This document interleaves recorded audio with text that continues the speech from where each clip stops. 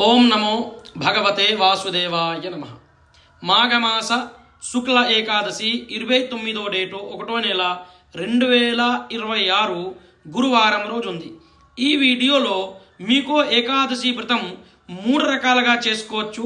మరి ఏ విధంగా చేయాలని కూడా మీకు చెప్తాను. ముందుగా మీరు ఈ ఛానల్ని ఫాలో చేసుకోండి, సబ్స్క్రైబ్ చేసుకోండి. వీడియో కూడా మీ బంధువులందరికీ కూడా షేర్ చేసుకోండి. కమెంట్లో ఓం నమో భగవతే వాసుదేవాయ నమః అని పెట్టండి.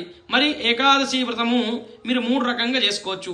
ఒకటైతే మీరు నిలారంగా చేసుకోవచ్చు, నీళ్లు కూడా తాగకుండా ఓం నమో భగవతే వాసుదేవాయ నమః మంత్రాన్ని జపిస్తూ నారాయణమూర్తికి పూజ చేసుకోండి.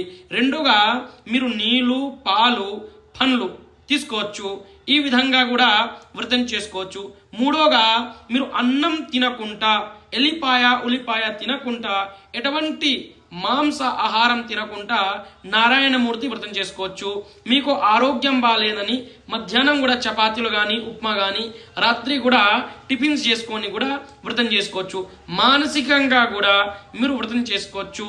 ఎవరి గురించి అన్న ఏకాదశి రోజు చెడుగా ఆలోచించద్దు. ఏకాదశి రోజు ముఖ్యంగా దానాలు, ధర్మాలు, జపాలు చేసుకుంటే చాలా శ్రేష్టము.